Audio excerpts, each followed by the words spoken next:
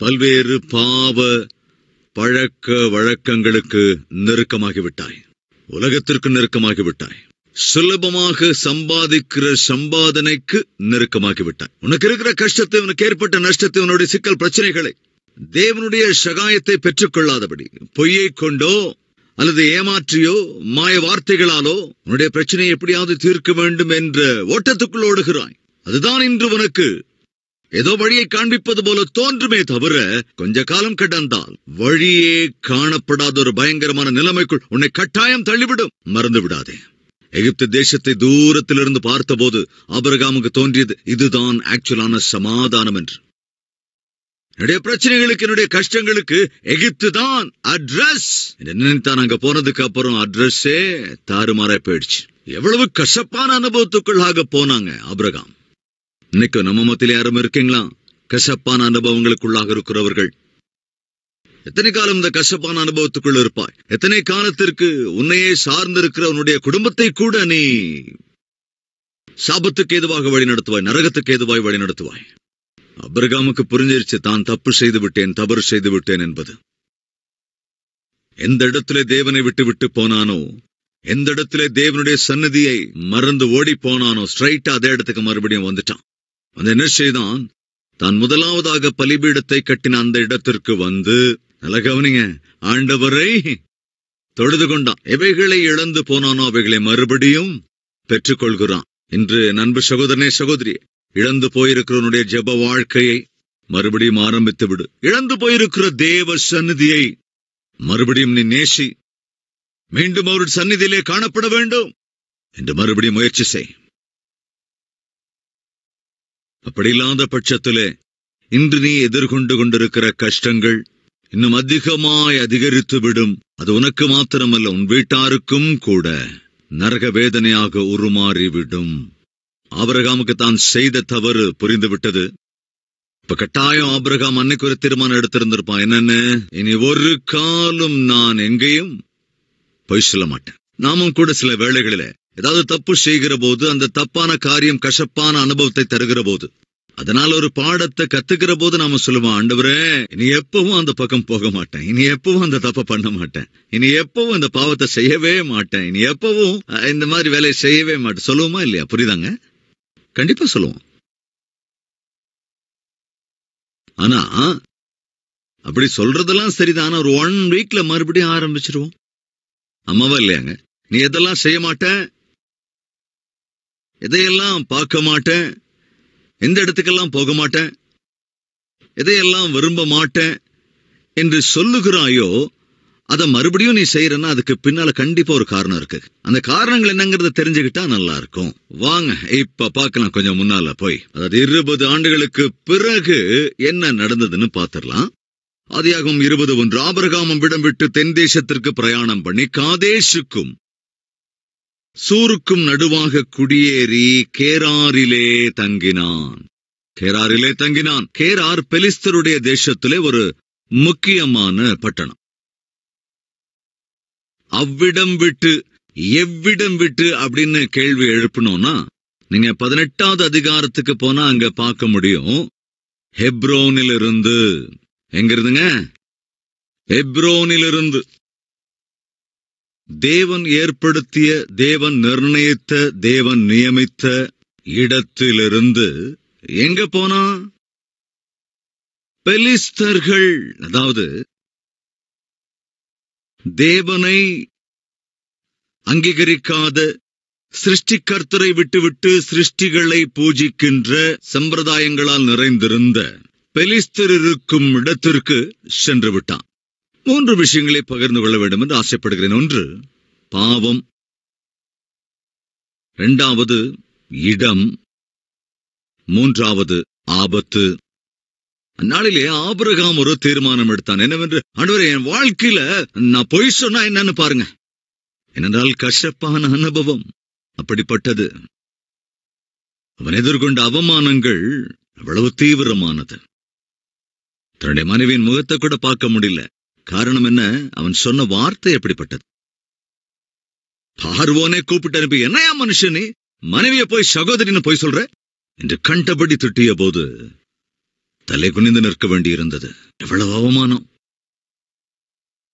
இந்த அவமானங்கள் எல்லாம் அவனை நெருக்கிய போது ஆபிரகாம், ஆண்டவரே, இனி வாழ்க்கையில நீ ஒரு நாள் ஒரு பொய்யும் சொல்ல மாட்டேயா? கட்டாய ஒரு தீர்மானம் எடுத்திருப்பான். 20 years கடந்ததற்கு பிறகு என்ன நடக்குதுன்னு கொஞ்சம் ஜாக்கிரதையா கவனிங்க. எந்த இடத்திலே பலிபீடத்தை கட்டியிருந்தானோ, எந்த இடத்திலே தேவனை தொழுது கொண்டானோ, அந்த பலிபீடத்தை கட்டிய தேவனை தொழுது கொண்ட இடத்தை விட்டுவிட்டு எகிப்து தேசத்திற்கு சென்றான். போக வேண்டிய அவசியம் ஆக்சுவலா ஆபிரகாமுக்கு இருந்ததா? இல்ல. அங்க இருக்கிற பிரஜைகள் எப்படிப்பட்டவங்க? இந்த பிரஜைகளும் நல்லவர்கள் அல்ல, அந்த பகுதியும் நல்ல பகுதி அல்ல. அவருடைய பழக்க வழக்கமும் சரியாக இல்லை. அது பாவம் நடக்கிற இடம், அதன் விளைவாய் பேராபத்து மறைந்திருக்கிற ஒரு இடம். இது அவனுக்கு ரொம்ப நல்லாவே தெரியும். அனுபவபூர்வமாக இந்த உண்மையை அறிந்திருந்தான், கசப்பான அனுபவத்தை பெற்றிருந்தான். எனவே இனி ஒரு காலம் தேவனுடைய சித்தம் இல்லாமல், தேவனிடத்திலே கேளாமல் எங்கேயும் போறதுக்கு முயற்சியே செய்யக்கூடாது. அதுலயும் ரொம்ப ரொம்ப முக்கியமா இந்த வருடங்களிலே அவன் பிரயாணம் என்பதை கட்டாயம் பண்ணக்கூடாது. எந்த வருஷங்கள்ல? அந்த வருஷங்கள்ல. அந்த வருஷம் ஏதாவது முக்கியமான வருஷங்கள் சில நேரங்களில் நம்ம சொல்லுவாங்க, இப்பெல்லாம் பிரயாணம் பண்ணக்கூடாது. எதுங்க, இந்த சீசன்ல பிரயாணமே செய்யக்கூடாது. தப்பி தவறி யாராவது தும்மிட்டா கிளம்புறவங்க கூட அப்படியே நின்றுவாங்க. அடப்பாவி, தும்முறதே தும்முறது, இந்த நேரத்தையா நீ தும்மணும் அப்படி அப்படின்னு சொல்லிட்டு மறுபடியும் வீட்டுக்குள்ள போயிட்டு வருவாங்க. ஒரு பூனை குறுக்க வந்தா பிரயாணத்தை நிறுத்திடுவாங்க. யாராவது வெண்ணீர் ஆடை உடுத்தி, அதாவது விதவைகள் யாராவது வந்துட்டா பிரயாணம் பண்ணக்கூடாது. இப்படி என்னென்னவோ வச்சிருக்காங்கல்ல. இப்ப நான் அவசரப்பட்டு ஒரு வார்த்தையை சொல்லிட்டேன். என்ன வார்த்தையை சொல்லிட்டேன்? ரொம்ப முக்கியமா அந்த வருஷங்கள்ல பிரயாணம் என்பதே செய்யக்கூடாது அப்படின்னு சொன்னல. உண்மையில அவசரப்பட்டு அந்த வார்த்தையை விட்டுட்டேன்னா, இல்ல அதுக்கு பின்னால ஏதாவது காரணம் இருக்குன்னு நினைக்கிறீங்களா? நல்லா கவனிங்க. ஒரு முக்கியமான காரணம் இருக்கு. அந்த வருஷத்துல உண்மையிலேயே ஆபிரகாம் பிரயாணமே செய்யக்கூடாது. என்ன காரணம் பார்த்தலாம் வாங்க. 18வது அதிகாரம், ஆதியாகமம் 18வது அதிகாரம் 9வது வசனம் வாசிக்கிறேன், கவனிங்க. அவர்கள் அவனை நோக்கி, உன் மனைவி சாராள் எங்கே என்றார்கள். அதோ கூடாரத்தில் இருக்கிறாள் என்றான். அப்பொழுது அவர் ஒரு உற்பவ காலகட்டத்தில் நிச்சயமாய் உன்னிடத்தில் திரும்ப வருவேன். அப்பொழுது உன் மனைவி ஆகிய சாராளுக்கு ஒரு குமாரன் இருப்பான் என்றார். ஆபிரகாமே தேவன் சொன்னதையும் கூட புறக்கணித்து விட்டு, ஒதுக்கி தள்ளிவிட்டு அங்க வர வேண்டிய அவசியம் என்னங்க இருக்கு?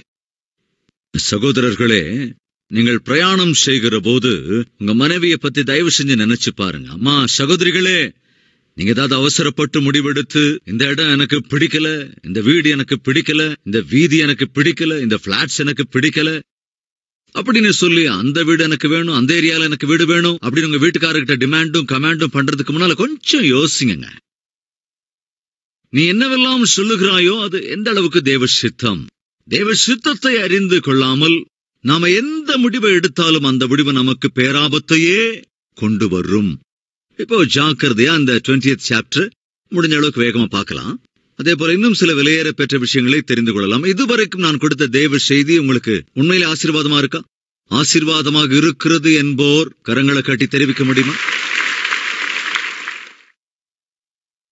ஆல்ரைட், இப்போ 20th சாப்டர் 20வது அதிகாரம் வாசிக்கலாம் வாங்க. ஆபிரகாம் அவ்விடம் விட்டு தென் தேசத்திற்கு பிரயாணம் பண்ணி, மறுபடியும் அதே வார்த்தை. இதுக்கு முன்னால 12வது அதிகாரத்திலையும் பார்த்தோம். என்னன்னு, அவன் தெற்குக்கு பிரயாணம் பண்ணி, தெற்கு தேசம் பிரயாணம் பண்ணி, இங்கே அதே தான் பார்க்கிறோம். அவ்விடம் விட்டு புறப்பட்டு, அங்கே அவ்விடம் விட்டு புறப்பட்டு தான் பார்க்கிறோம். என்ன, அங்க கானான்ல இருந்து, ஆனா இங்க எப்ரோன்ல இருந்து. அவன் தென் தேசத்திற்கு பிரயாணம் பண்ணி காதேஷுக்கும் சூருக்கும் நடுவாக குடியேறி கேராரிலே தங்கினான். அங்கே ஆபிரகாம் தன் மனைவியாகிய சாராளை தன் சகோதரி என்று சொன்னதுனால என்னங்க இது? மறுபடியும் ஆரம்பிச்சுட்டானே. என்னத்த ஓல்டு டிராமா. 20 years கடந்ததுக்கு அப்புறம் இந்த அற்புதமான ஆவிக்குரியவன் மறுபடியும் ஆரம்பிச்சுட்டாங்க. பொய்யா பொய்களையா? யோசிச்சு பாருங்களேன். பொய்யா பொய்களா? ஒரு விஷயத்த சொல்றேன், கவனிங்க. ஒரு தடவை பொய்ய சொல்லிட்டா ரெண்டாவது பொய் சொல்றது யாருக்கும் கஷ்டமே கிடையாதுங்க. ஒரு தடவை தப்பு பண்றவனுக்கு ரெண்டாவது தடவை அதே தப்பு பண்றது, அதாவது ஒரு தடவை தப்பு பண்ணவங்களுக்கு அதே தப்பு மறுபடியும் மறுபடியும் பண்றதுல கஷ்டமே கிடையாது. ஒரு தடவை சிகரெட் குடிச்சிட்டா ரெண்டாவது சிகரெட் குடிக்கிறதுக்கு அந்த நபருக்கு தப்பா தெரியவே தெரியாது. ஒத்துக்கிறீங்களா இல்லையாங்க? ஒரு தடவை பாவத்துல விழுந்துட்டா ரெண்டாவது தடவை அந்த பாவத்தை செய்யறது கஷ்டமா இருக்காது. எனவே இன்று மிக மிக முக்கியமான பாடத்தை நாம் கற்றுக்கொள்ள வேண்டும். அது என்னவென்றால், ஆபிரகாமினுடைய வாழ்க்கையில ஒரு வீக்கஸ்ட் ஸ்பாட் இருந்தது. என்னங்க, ஒரு பலவீனமாக இருக்கிற ஏரியா இருந்தது.